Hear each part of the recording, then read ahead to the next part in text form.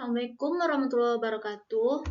Perkenalkan, nama saya Syakila Mandina dengan NPM 231061201154. Di sini saya akan menseminarkan judul saya yaitu Pengaruh FOMO, Digital Marketing, dan Word of Mouth terhadap keputusan pembelian dengan harga sebagai variabel moderating pada toko roti gembul Sungai Penuh. Dengan dosen pengampu Dr. Ayu STK Sari, SEMM. Pendahuluan, toko roti gembul Sungai Penuh dipengaruhi oleh FOMO, digital marketing, dan word of mouth dalam keputusan pembelian. Harga berperan sebagai moderasi yang memengaruhi kekuatan pengaruh ketiga faktor tersebut. Penelitian ini mengkaji hubungan tersebut untuk meningkatkan strategi pemasaran. Selanjutnya ada tujuan penelitian. Yang pertama adalah untuk mengetahui pengaruh FOMO secara parsial terhadap keputusan pembelian pada toko roti gembul Sungai Penuh dan berapa besar pengaruhnya. Yang kedua, yaitu untuk mengetahui pengaruh digital marketing secara parsial terhadap keputusan pembelian pada toko roti gembul Sungai Penuh dan berapa besar pengaruhnya. Yang ketiga, untuk mengetahui pengaruh word of mouth secara parsial terhadap keputusan pembelian pada toko roti gembul Sungai Penuh dan berapa besar pengaruhnya. Yang keempat, untuk mengetahui pengaruh FOMO, digital marketing, dan word of mouth secara simultan terhadap keputusan pembelian pada toko roti gembul Sungai Penuh dan seberapa besar pengaruhnya. Selanjutnya ada rumusan masalah. Yang pertama yaitu apakah FOMO berpengaruh secara parsial terhadap keputusan pembelian pada toko roti gembul Sungai Penuh dan seberapa besar pengaruhnya.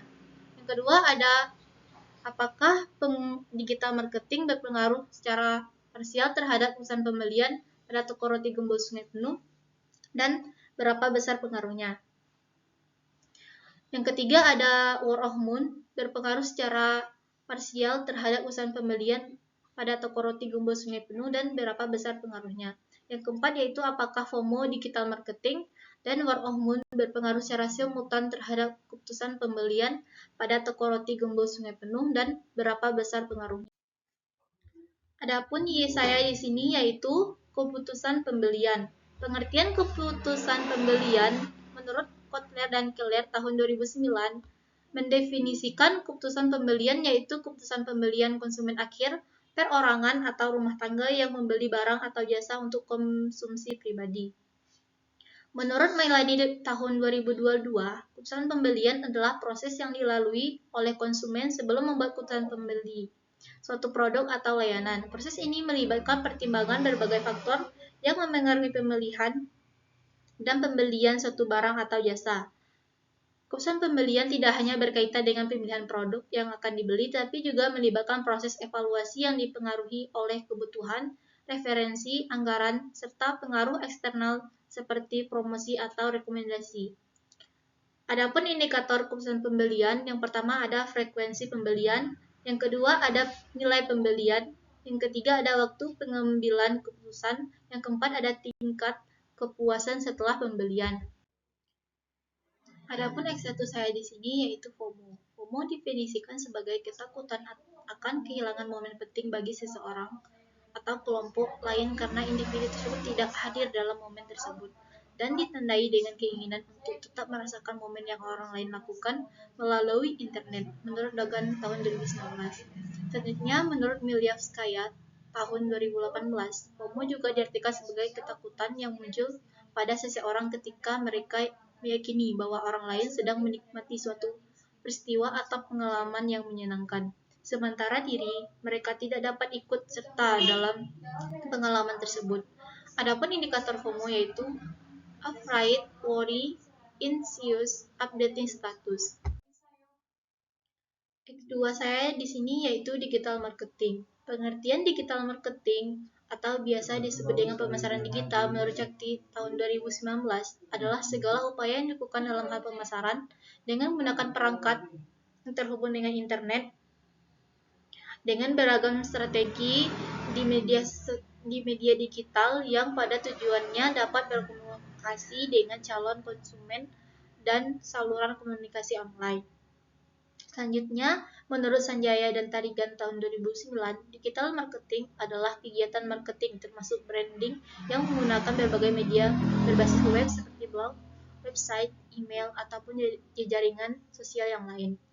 Indikator digital marketing yaitu pertama interaktif, selanjutnya interaktif program, site design, dan cost.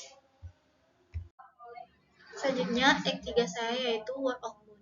Pengertian Word of Moon, menurut Mahendra Yasa tahun 2014, Word of Moon merupakan strategi pemasaran dari mulut ke mulut yang terjadi melalui dua sumber yang menciptakan, yaitu reference, group, dan opinion leader. Selanjutnya, menurut Lupiadi tahun 2013 mengatakan Word of Moon merupakan gambaran memperkenalkan produk yang dilaksanakan melalui pembenaran mulut ke mulut mengenai suatu yang baik pada barang maupun jasa yang sudah dibeli. Word of mouth memiliki dampak yang besar bagi produk maupun perusahaan karena adanya interaksi seseorang kepada orang lain secara langsung ataupun secara media elektronik, seperti sosial media, Google Review, YouTube, atau Instagram dengan menuliskan komentar positif atau negatif.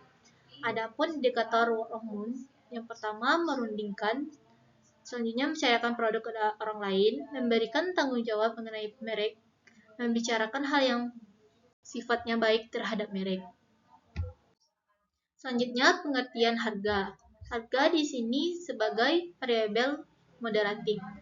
Harga merupakan sebuah nilai tukar dari produk, barang maupun jasa yang pada dasarnya diakui dalam satuan mata uang, dolar, rupiah, yen, dan lain-lain. Sedangkan definisi harga perspektif pemasaran yaitu satuan mata uang atau satuan alat ukur,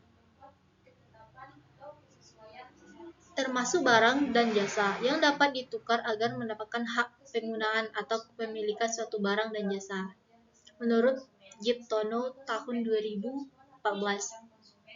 Selanjutnya, menurut Kotler dan Armstrong dalam Setia Nigrum tahun 2015 mengatakan harga merupakan total semua nilai yang diberikan oleh pelanggan untuk mendapatkan keuntungan atau benefit atas kepemilikan atau pemakaian suatu produk atau jasa.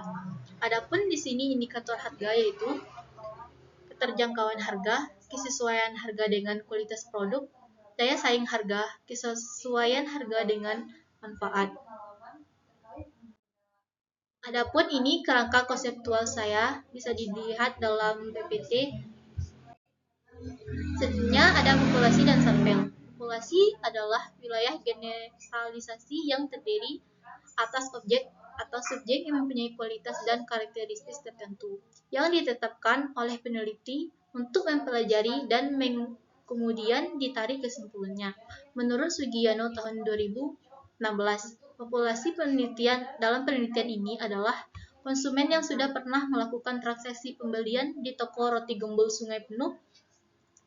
Selanjutnya, adapun sampel, yaitu sampel merupakan bagian atau dari jumlah dan karakteristik yang dimiliki oleh populasi tersebut. Menurut Sugiono tahun 2016, dalam penelitian ini menggunakan rumus Wavin, yaitu bisa dilihat langsung di PPT.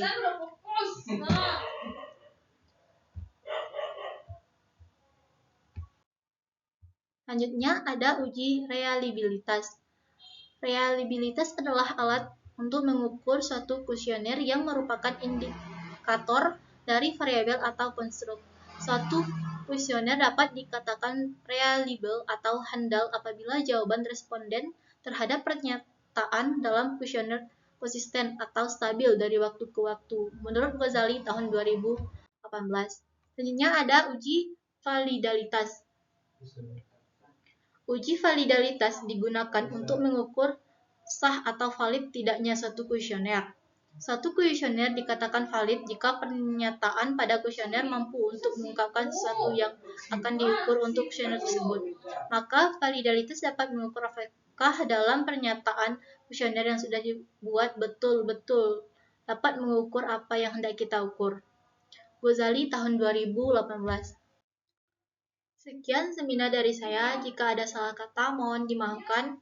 Wabillahi taufiq wal hidayah. Wassalamualaikum warahmatullahi wabarakatuh.